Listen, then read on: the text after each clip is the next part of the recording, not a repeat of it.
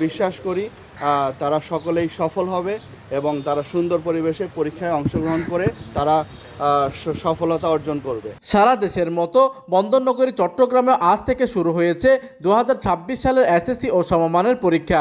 মঙ্গলবার সকাল 10টায় একযোগে 218টি কেন্দ্রে এই পরীক্ষা শুরু হয়। তবে গতবারের তুলনায় এবার পরীক্ষার্থীর সংখ্যা কিছুটা কমেছে। নকলমুক্ত ও সুষ্ঠু পরিবেশে পরীক্ষা সম্পন্ন করতে কঠোর অবস্থানে রয়েছে শিক্ষা বোর্ড।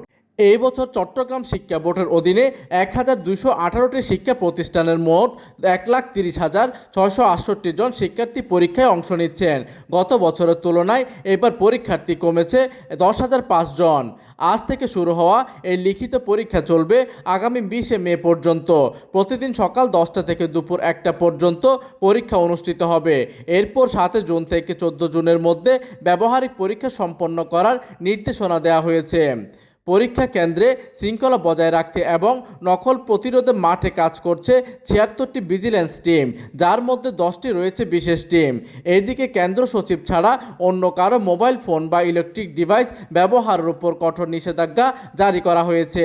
এছাড়া কেন্দ্রগুলোর আশেপাশে বিশৃঙ্খলা এড়াতে জারি রয়েছে 144 ধারা। আপনারাও দেখেছেন যে পরীক্ষার পরিবেশ যথেষ্ট সুন্দর এবং সেখানে পরীক্ষার্থী এবং প্রশ্ন এবং এর মধ্যেই থাকবে তাদের সমস্ত কার্যক্রম পরীক্ষার সেন্টারে। আর আমাদের যত ম্যাজিস্ট্রেট বা টিচাররা যারা আছেন তাদের প্রতি আমাদের অনুরোধ এবং নির্দেশনা আছে যে পরীক্ষার সময়টি তারা সতর্কতা দৃষ্টি রাখবেন সকলের ক্ষেত্রেই, যাতে কেউ কোনো এইদিকে যে কোনো জরুরি প্রয়োজনে বা তথ্য আদান প্রদানের জন্য চট্টগ্রাম শিক্ষা বোর্ডে খোলা হয়েছে বিশেষ কন্ট্রোল রুম। প্রতিদিন সকাল 8টা থেকে রাত 8টা পর্যন্ত কন্ট্রোল রুম থেকে পরীক্ষার সার্বিক পরিস্থিতি পর্যবেক্ষণ করা হবে। কেন্দ্রের বাইরে পরিবেশটা খুবই সুন্দর, আইনশৃঙ্খলা বাহিনী সুন্দরভাবে সব কিছু দেখতেছে। আর বিশেষ করে এখানে যে বসার একটা সুন্দর একটা ব্যবস্থা করেছে সবার জন্য, গার্ডিয়ানদের জন্য, ওটা আমার খুব ভালো লেগেছে। এখন পর্যন্ত কোনো অপ্রীতিকর ঘটনার খবর পাওয়া যায়নি।